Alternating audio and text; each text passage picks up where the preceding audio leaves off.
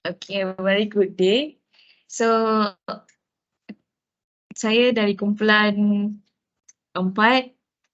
Ini adalah projek inovasi kami iaitu untuk menangani risiko tanah runtuh.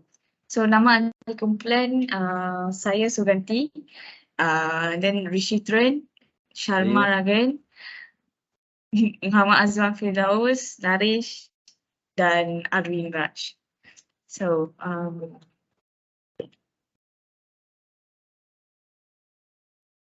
next. Untuk pengenalan tajuk kami, tanah runtuh merupakan satu kejadian geologi yang termasuk sebahagian besar pergerakan tanah seperti batuan jatuh, kegagalan cerun dan aliran sampah yang cetek. So, tanah runtuh merupakan salah satu kaitan dengan kelongsoran tanah dan boleh menyebabkan kematian. So, kami ada satu contoh video tentang tanah runtuh. Ini adalah video tu.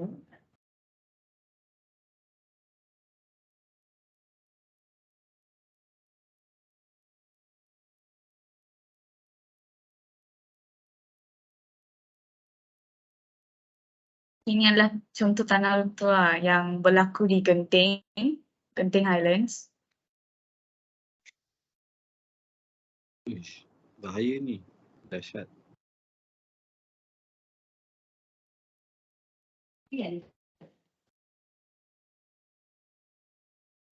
Okay, ini adalah contoh yang berlaku di Genting Highlands. Okay, so next slide.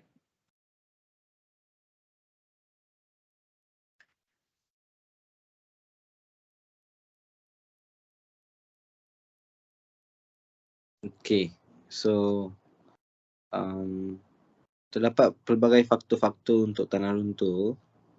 Okay, so walaupun graviti bertindak pada cerun curam merupakan punca utama tanah runtuh, terdapat faktor-faktor tambahan lain juga.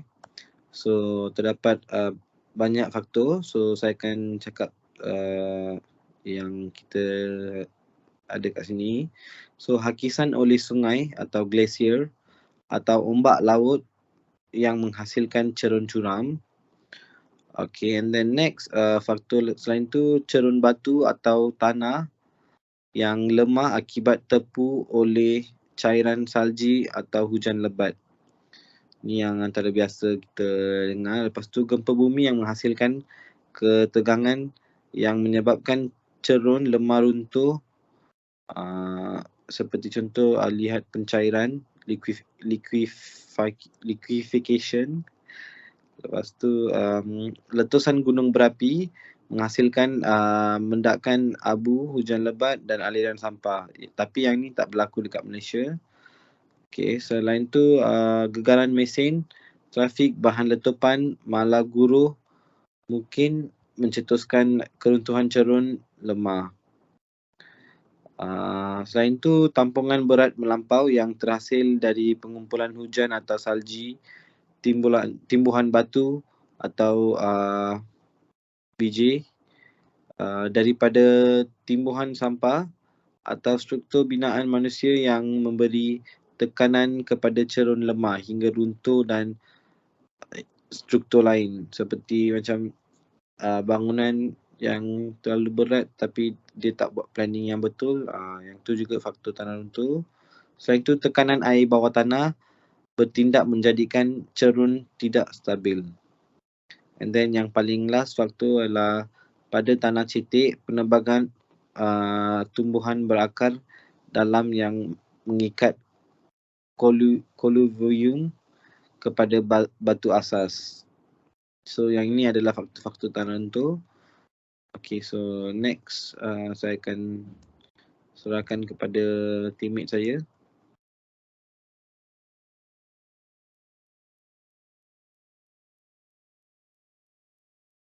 Okay, ini adalah aktiviti-aktiviti yang kita boleh buat.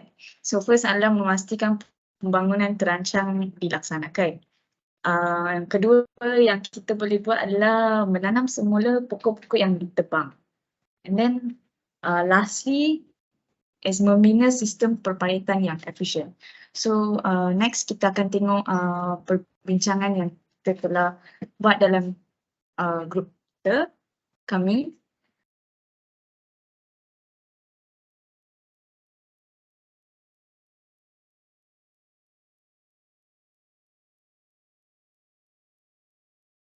Okay, so untuk aktiviti pertama sekali ialah memastikan pembangunan terancang dilaksanakan. Okey, seperti yang kita ketahui, tanah runtuh berlaku kesan daripada kegolongsoran tanah di kawasan lereng-lereng bukit atau cerun. Apabila hujan turun dengan lebat dan meresap ke dalam tanah, sepatutnya akar-akar pokok akan memastikan tanah tersebut tidak bergajak dan kukuh di dalam kedudukannya. Jika tidak, menebang pokok, maka tanah-tanah terutamanya di kawasan lereng bukit akan mudah untuk runtuh. Maka pihak bertanggungjawab seperti pejabat tanah, jabatan hutan dan juga kerajaan berkaitan untuk memainkan peranan masing-masing dalam memastikan pembangunan terancang dilaksanakan. Misalnya, kawasan yang ingin dimajukan mestilah jauh daripada kawasan yang mempunyai ciri-ciri berlaku tanah runtuh seperti bukit bukau, lereng bukit dan tepi sungai. Jika pemajuan ingin dilaksanakan di tempat berisiko, pastikan pihak pemaju membina dengan selidikan dan pertimbangan terbaik agar insiden tanah runtuh tidak akan berlaku di tempat tersebut. Itu saja. Okay, kita tengok next activity.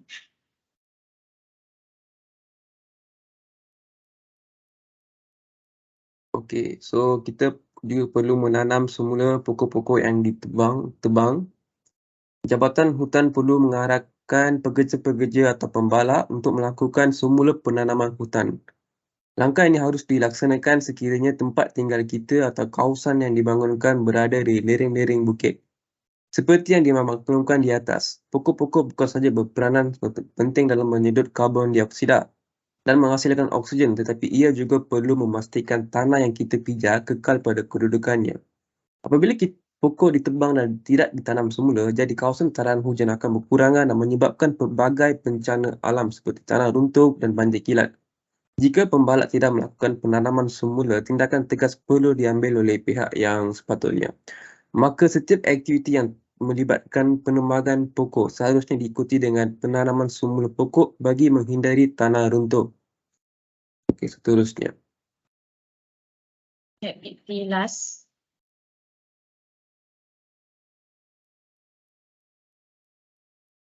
Okey, so sekarang ni kita masuk kepada membina sistem perparitan yang efisien. So kita percaya dengan kepakaran jurutera dan tenaga profesional tempatan yang kita miliki. Okay. Sistem perparitan yang berkesan hendaklah dimajukan dan diuruskan dengan baik. So kat sini apa yang kita cakap adalah kepakaran jurutera adalah betul. Okay. Tetapi sistem perparitan tu hendaklah berkesan dengan tempat yang berlakunya, yang boleh berlaku tanah runtuh. Okay, di kawasan bandar terutamanya. So maksudnya perparitan perlu dibersihkan daripada sampah sarak dan daun-daun kering yang boleh menyebabkan parit menjadi sumbat. So masyarakat perlu mengambil inisiatif ataupun tempat pembinaan ataupun kepakaran jurutera itu perlu membuat pemeriksaan tiap-tiap minggu ataupun masyarakat perlulah melakukan gotong royong bersama-sama untuk membersihkan sampah sarap ataupun daun-daun kering yang berada di tepi-tepi parit tempat yang boleh berlakunya tanah runtuh. Okay. So kalau tidak dibendung, akibatnya adalah banjir kilat akan berlaku jika hujan turun dengan lebat pada tempoh masa yang lama. Okay, air daripada banjir itu pula boleh menjadi punca berlaku tanah runtuh di kawasan-kawasan lereng bukit seperti yang berlaku di Bukit Antarabangsa dan Highland Tower. So dekat sini kita boleh mengatakan sebelum ni ada kawan saya yang dah explain, dia dah bagi tahu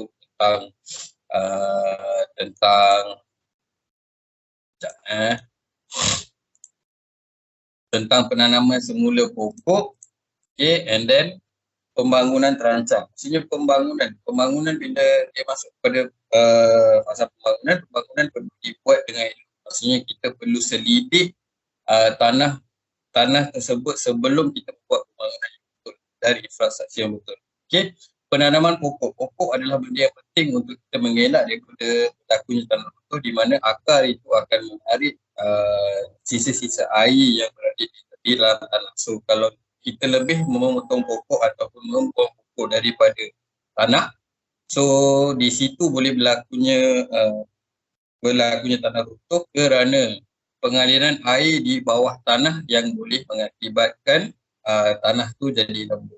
So then kita masuk pada pembaritan perlu dibuat dengan betul. Okay, so itu sahaja daripada kumpulan kami. Sekian, terima kasih. Thank you.